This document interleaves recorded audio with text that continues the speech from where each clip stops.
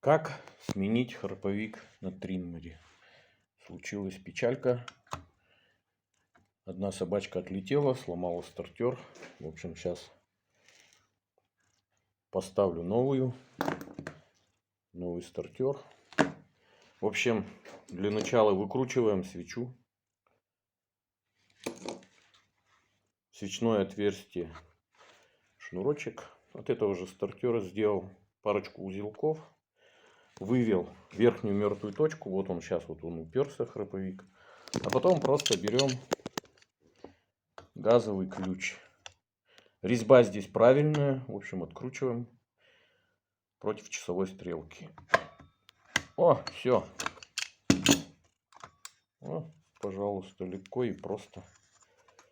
Вот так вот.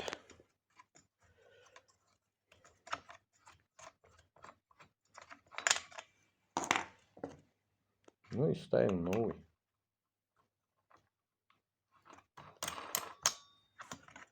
Так, сейчас мы его повернем, чтобы он поршень оборот сделал.